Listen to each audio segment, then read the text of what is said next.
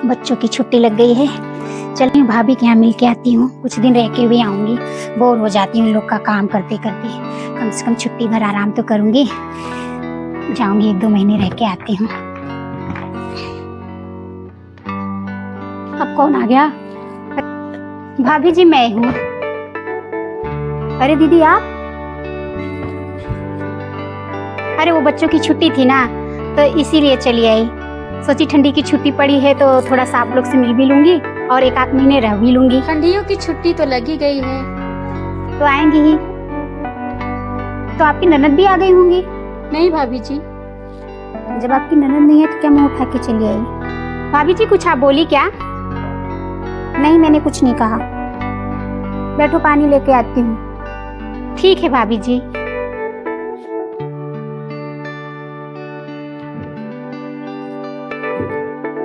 पता नहीं ये भाभी को क्या हो गया, किस तरीके से मुंह बना रही हैं। लग रहा है मेरा आना उन्हें अच्छा नहीं लगा क्या?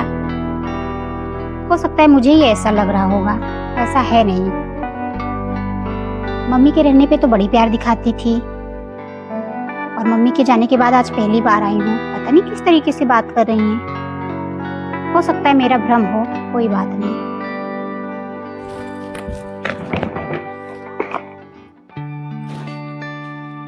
ये लो दीदी पानी। ठीक है भाभी जी।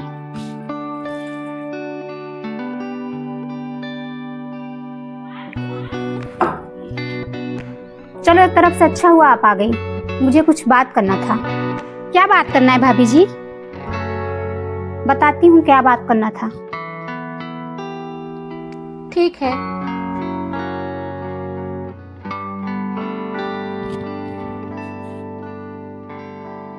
ये रही डायरी। ये डायरी पापा ने इसमें लिख रखा है कि आप 2 लाख उधार ली हो पापा से। उसे कब दोगी दीदी? 2 साल हो गए पापा को मरे। वो तो पापा जी ने मुझे इनके इलाज के लिए दिया था। इनकी तबीयत बहुत खराब थी तो उस टाइम पापा ने 2 लाख रुपए दिए थे। उन्होंने लेने के लिए तो नहीं बोला। अरे तो बीमारी में दिए थे तो वापस नहीं करोगी? क्यों, मैं उनकी कुछ नहीं लगती? भाभीियों का हक क्यों लोगी दीदी? मैं कुछ नहीं जानती, मुझे 2 लाख रुपए चाहिए। आप लोग के लिए इतना बना दिए, घर बना दिए, बच्चों के लिए इकट्ठा करके रख दिए, तो बेटी के लिए थोड़ा 2 लाख रुपए दे दिए बीमारी में, तो फिर क्या हो गया? इस डायरी में चाचा जी का लिखा है 1 लाख और 1 लाख तो लिखा है बिल्डर वाले भैया का और आपका भी लिखा है। जिसका जिसका लिखा है इसमें वो सब आपको, आपका 2 लाख लिखा है, देना तो पड़ेगा ही। वो तो सभी का लिख के रखे हैं, हर चीज का हिसाब लिख के रखते थे क्योंकि वो भूल जाते थे बार बार, तो इसलिए वो हिसाब लिख के रखते थे ताकि उनको याद रहे किसको कितना दिए हैं। वो तो मेरे सामने की बात है। जब भी किसी को देते थे तो लिख के रख देते थे। और ऊपर से माँ का इतना गहना था वो भी गायब हो गया। मोटा सा हार था, सोने का कंगन था, सब क्या हुआ? जब वो बीमार रहती थी आप ही उनके पास आके बैठती थी, पैर दबाती थी, सर दबाती थी। मम्मी ने बोला था सेवा जो करेगा वो बोलेगा। अब मम्मी के बीमार के टाइम में आई थी करने के लिए सेवा, तो मम्मी ने मुझे ही दे दिया सारा। ये कोई हक मारने वाली बात तो थोड़ी हुई भाभी। आप क्यों नहीं की सेवा? आपको करना चाहिए था ना। तब तो आप लोग सुनती ही नहीं थी, 1 गिलास पानी मांगती थी तब भी नहीं देती थी, तो फिर किसको गहने देंगी? जब मैंने किया, सारा काम मैंने किया, जब से वो बीमार थी लास्ट तक मैंने किया, तो वो मुझे दे दी। अगर आप लोग की होती तो आप लोग को दे देती। अरे जब आप खुद आके बैठी हो, हम लोग को मौका ही नहीं देती थी करने का, तो हम लोग क्या करें सेवा उनकी? आप तो उनकी लाडली थी।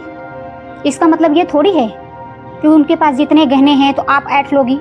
जब आपकी शादी ब्याह हो गई, आपकी शादी में खुद ही इतना गहना दिया गया था, तो सासू माँ का गहना ले जाने का कोई मतलब नहीं बनता ना। लेकिन नहीं, उनके मरने के बाद सारा गहना गायब। माँ ने बोला था। अच्छा, माँ ने कह दिया तो तुम उठा ले गई? ये नहीं समझ में आया कि भाभीियों का हक मार रही हूँ? ऐसा थोड़ी होता है भाभी, कम से कम इतना तो दिमाग होना चाहिए। अगर यही चीज आपकी ननद करेंगी तो आपको कैसा लगेगा? आपकी सासू माँ का सारा गहने ले जाएंगी, आपके ससुर का सारा पैसे ले जाएंगी, तब तो बोलेंगी कि मुझे भिखारी बना के चली गई और मेरा हक मार रही हैं आप। तो बहुत अच्छा लग रहा है आपको। क्यों? मैं कुछ नहीं जानती। क्या हम यहाँ आ भी नहीं सकते? इस तरीके से हिसाब ले रही हैं आप? कैसा हिसाब? हिसाब लिख के रखे हैं तो इसीलिए तो लिख के रखे हैं ताकि वापस ले सके। नहीं मांगे तो हम तो मांगेंगे ही ना। अब हमें जरूरत है तो हमें दो। हमारे बच्चों की पढ़ाई लिखाई है, घर में इतने सारे खर्चे हैं, तो हमें अपने पैसे चाहिए। पापा इतना आप लोग के लिए किए तो हैं। वो तो सभी के सास ससुर बनवाते हैं, घर, पैसे, बच्चों के लिए कुछ जमा करते हैं, वो तो सब करते हैं। इसका मतलब ये थोड़ी है कि सास के जितने गहने वो आप उठा ले जाओगी। ऐसे कुछ नहीं चलेगा। ये तो छुट्टियों में मुंह उठा के चली आती हो। जहाँ बच्चों की छुट्टी लगी नहीं, ये मुंह उठा के चली आई। क्या मम्मी पापा के जाने बाद मैं आ भी नहीं सकती? आपको ठंडी लग रही है कि भैया चल के आराम करूंगी, आराम से भाभी लोग बना बना के खिलाएंगी। इतना दिमाग में नहीं है, भाभी लोग को ठंडी नहीं लगती। आप तो आराम करने चली आई। अब ठंडी की छुट्टी तो हमारे बच्चों की भी पड़ी है, इसका मतलब हम लोग भी चले जाएं। लेकिन हम अपनी भाभीयों पे बोझ नहीं बनना चाहते, इसलिए हम खुद अपने घर पे रहते हैं ठाठ से।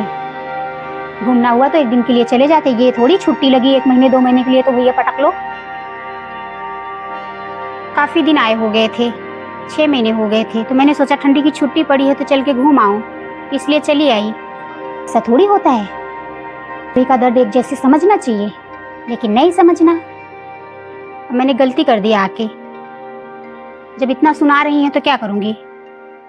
मुझे बुरा नहीं लग रहा है, लेकिन नियम से काम करोगी तो इज्जत भाव होगा, और नहीं करोगी तो नहीं होगा। अब इतना तो खुद समझदार हो ना, समझ सकती हो। नहीं समझोगी तो खुद भुगतोगी। जैसे लोग कहते हैं ना, एक दिन मेहमान दूसरे दिन बेईमान, तो वही होगा। और समझ जाओगी तो इज्जत भाव मिलेगा। 1 महीने का 1 दिन भी रहना भारी हो गया मेरा। हाँ ठीक है, नहीं रहूंगी, जाती हूँ। ठीक है, जाओ जाओ जाओ, कोई दिक्कत नहीं है। मैं जाओ, वैसे भी डेली पहुंची रहती हो, तो आज चली जाओगी तो कौन सी बड़ी बात है। हाँ ठीक है, नहीं आऊंगी कभी। जब इतना सुना रही हैं तो नहीं आऊंगी। बड़ी आई थी, छुट्टी लग गई ठंडी की तो रुकने चली आई। इनको ठंडी लग रही है, हम लोग को ठंडी नहीं लग रही है। हम लोग जानवर हैं ना, इनको वहां बनाना खिलाना पड़ा तो ठंडी लग रही है। सोची छुट्टी पड़ गया है, चल के आराम करूं। और यहाँ हम लोग जानवर हैं, हम लोग को बर्तन नहीं घसना पड़ेगा, हम लोग का हाथ नहीं जलेगा, हाथ नहीं गलेगा। बस इनका हाथ कोमल था जो इसलिए बैठ के खाने चली आई। इतना सुनाती नहीं तो जाती भी नहीं। चलो अच्छा हुआ चली गई।